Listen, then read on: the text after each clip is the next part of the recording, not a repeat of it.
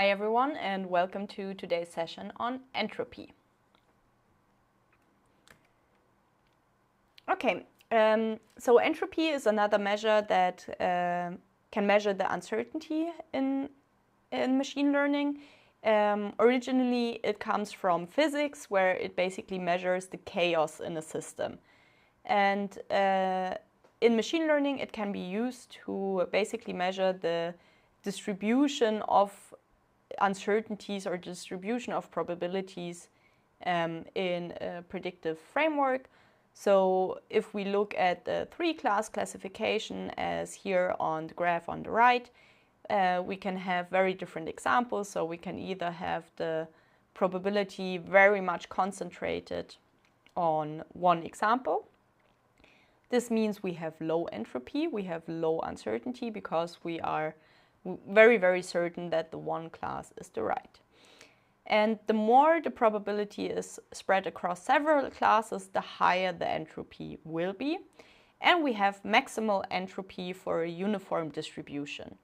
So if we now go from the example in the middle, where we have predictive probabilities of 50%, 45, and 5, we can see it's more spread out than the 95% example.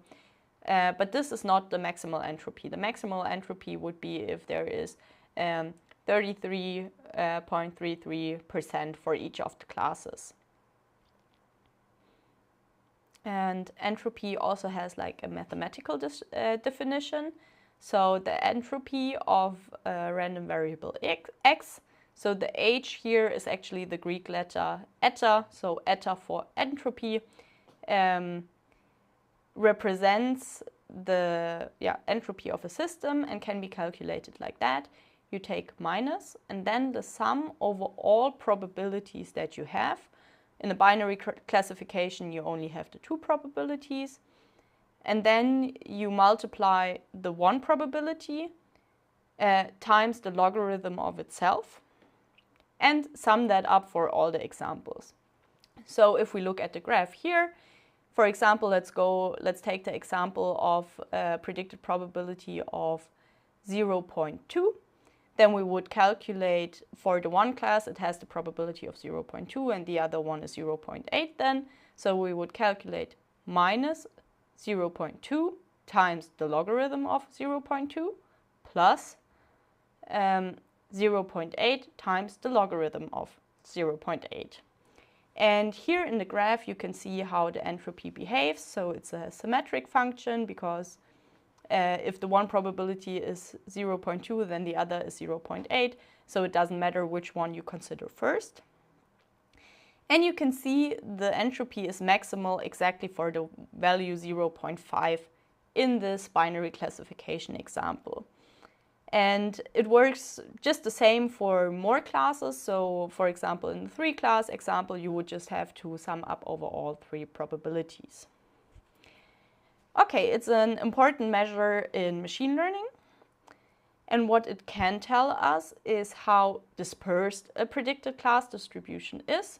So just as we saw in the very first example, do we have high probability for one class, or is it spread out over multiple ones?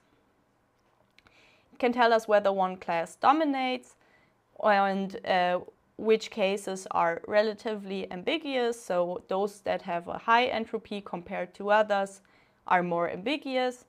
And also how the uncertainty changes across the observations, because we can just look at this entropy measure. In general, entropy is an important measure, because it is the basis for many other uncertainty quantification measures that we will also look on later on. But because it is so basic, we're looking at this in the very first unit.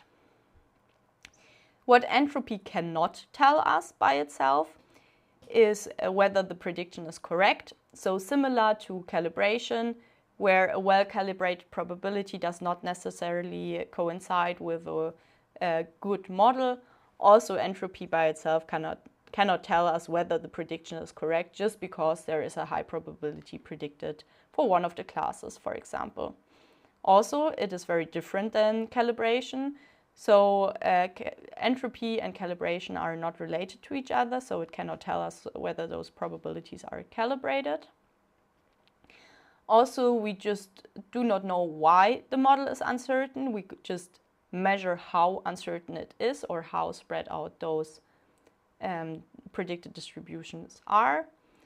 Also, we cannot use it for example, out of distribution detection, because just because the entropy is high does not necessarily mean this is a distribution that, or an example is out of distribution, which means that this is an example that we did not see in our training procedure. So for example, out of distribution cases are if we have, for example, letter recognition, so we want to recognize characters, and suddenly you just give it an image or something very different.